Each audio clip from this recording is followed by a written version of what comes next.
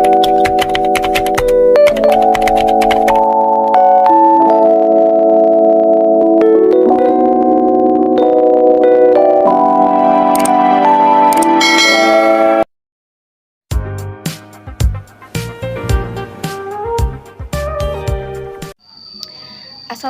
warahmatullahi wabarakatuh. Halo semuanya, kembali lagi bersama saya, Dea Francisca Aprilian.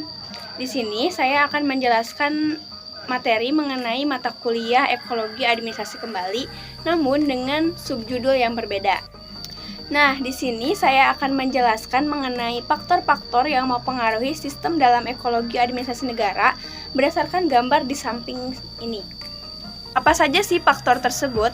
Yang pertama, keadaan penduduk. Yang kedua, struktur sosial. Yang ketiga, sistem ekonomi. Yang keempat, ideologi. Dan yang terakhir, sistem politik.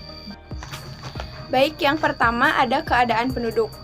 Penduduk merupakan sekelompok orang yang tinggal dalam suatu wilayah dalam waktu tertentu.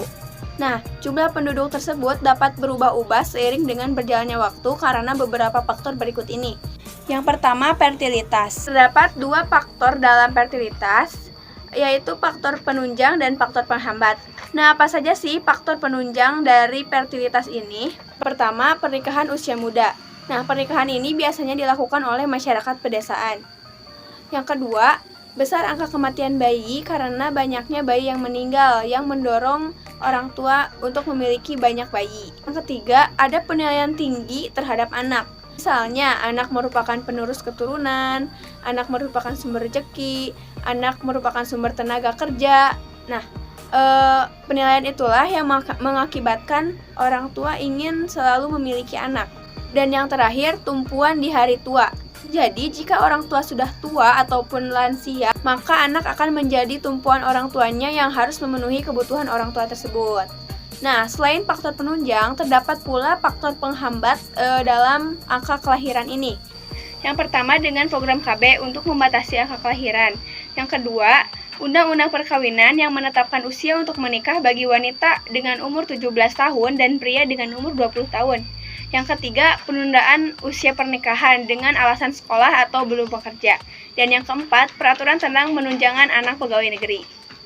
Nah, faktor kedua yang mempengaruhi keadaan penduduk adalah kematian atau mortalitas. Nah, kematian ini disebabkan oleh beberapa hal, diantaranya sarana kesehatan yang belum memadai, tingkat kesehatan masyarakat yang masih rendah, kurangnya gizi makanan sebagian besar penduduk, pencemaran lingkungan, kecelakaan lalu lintas, peperangan, bencana alam, dan wabah penyakit. Namun, di sisi lain terdapat faktor pengendali ataupun penghambat dari kematian atau mortalitas ini, yaitu tingkatnya fasilitas kesehatan, tingginya kesehatan masyarakat, makanan yang cukup bergizi, lingkungan yang bersih dan sehat, ajaran agama yang melarang bunuh diri maupun membunuh orang lain, dan keadaan negara yang damai. Nah, faktor ketiga yaitu migrasi penduduk. Migrasi merupakan perpindahan penduduk dari suatu daerah ke daerah lain dengan tujuan untuk menetap. Alasan terjadinya migrasi bisa dengan berbagai alasan, misalnya ekonomi, yaitu untuk memperbaiki hidup, politik, yaitu dengan adanya tekanan-tekanan di tempat tinggal atau dengan perbedaan ideologi. Lalu sosial, yaitu tekanan dari tetangga-tetangganya. Yang keempat, agama, seperti tidak adanya kebebasan dalam memilih kepercayaan, lalu kegiatan penduduk, melanjutkan pendidikan, dan lain sebagainya. Nah, migrasi dibedakan menjadi dua, yaitu antar negara maupun di dalam negeri. Nah, di antar negara ini dibagi menjadi tiga, yaitu migrasi, emigrasi, dan remigrasi. Nah, sedangkan di dalam negeri terdapat tiga bentuk. Yang pertama, transmigrasi, yaitu pindahan penduduk antar pulau ataupun antar provinsi. Yang kedua, urbanisasi, yaitu perpindahan dari desa ke kota. Dan yang terakhir, faktor penarik, biasanya terdapat di kota. Mungkin karena adanya prasarana dan sarana yang baik di kota, ataupun pekerjaan yang memadai di kota, dan hal lainnya. Faktor yang keempat yaitu informasi penduduk. Informasi penduduk dapat diperoleh melalui kegiatan sensus, registrasi penduduk, dan survei kependudukan. Sensus penduduk yaitu proses pengumpulan, pengolahan, dan publikasi data kependudukan yang ada dalam suatu negara dalam periode waktu tertentu. Sedangkan registrasi penduduk adalah proses pengumpulan data keterangan mengenai peristiwa penduduk harian, misalnya tingkat RW maupun RT.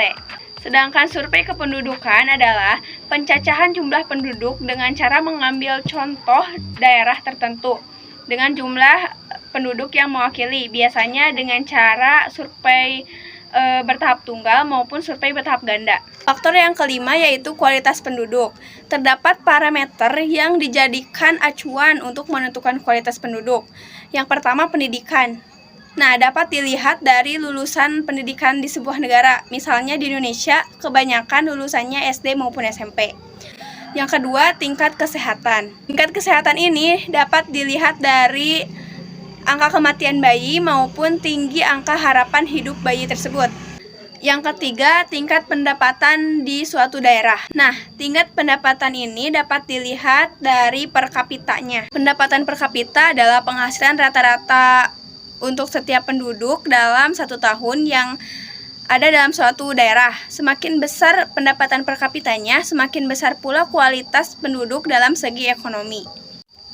Dan yang terakhir, mata pencaharian penduduk. Mata pencaharian penduduk ini sangat berpengaruh terhadap kualitas penduduk.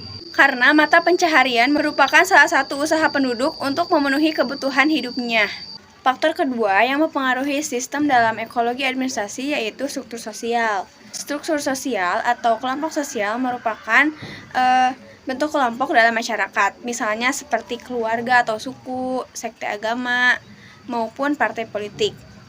Nah, perkumpulan dalam struktur sosial ini akan menciptakan suatu asosiasi yang dapat mempengaruhi administrasi negara. Nah, perkumpulan asosiasi ini sering dikatakan sebagai penyokong atau pendukung untuk menyampaikan rencana pemerintah kepada anggota perhimpunan, misalnya dalam anggota partai politik. Namun dalam suatu perkumpulan atau struktur sosial tersebut setidaknya selalu terjadi konflik yang akan membuat perpecahan, seperti dalam partai politik ataupun perbedaan suku dan sekte agama.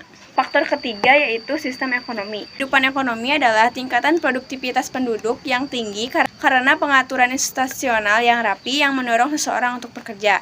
Nah, terdapat 2 pengaruh dalam sistem ekonomi, yaitu pengaruh langsung dan pengaruh tidak langsung. Dalam pengaruh langsung terdapat 3 konsep. Yang pertama, konsep komoditi. Konsep komoditi yaitu di mana tenaga kerja dianggap sebagai barang dagangan. Yang kedua, konsep kebebasan memilih. Konsep yang kedua yaitu konsep kebebasan memilih. Dalam administrasi, pegawai menjual jasa-jasanya untuk mendapatkan pekerjaan yang lebih baik. Apabila ingin mencari posisi yang lebih baik, ia akan pindah ke jadwal atau ke dinas yang lain. Yang ketiga, konsep kebebasan kontrak. Di pasar, orang bebas untuk melibatkan diri pada kontrak untuk membeli atau menjual barang dan jasa-jasa menurut syarat yang disetujui. Nah, yang selanjutnya pengaruh tidak langsung. Sistem ekonomi ini selalu berkaitan erat dengan kemajuan teknologi, karena ekonomi yang semakin berkembang adalah ekonomi yang menitik beratkan kegiatan ekonominya dalam industri. Campur tangan tersebut antara lain berupa pengawasan proses industri untuk keselamatan pekerja atau pegawai, dengan didirikannya inspeksi pemburuan atau perlindungan konsumen dengan pegawai dan penjamin mutu hasil produksi dan jasa-jasa. Faktor yang keempat yaitu ideologi negara. Ideologi merupakan pandangan, keyakinan, atau kepercayaan. Sedangkan administrasi negara merupakan pelaksana kebijakan publik. Jadi pada dasarnya ideologi tercermin dalam administrasi negara. Dan ideologi negara Indonesia merupakan Pancasila. Faktor yang terakhir yaitu sistem politik. Ahli-ahli politik atau ilmuwan politik memusatkan perhatian pada demokrasi dan totalitarianisme. Ada kesamaan paham antara political scientist bahwa administrasi negara disubordinasikan kepada penguasa politik. Lalu apa sih hubungan kebijakan dengan sistem politik ini? Jadi, sistem politik ini akibat pada kebijakan yang bersifat politis. Baik, terima kasih atas perhatiannya. Wassalamualaikum warahmatullahi wabarakatuh.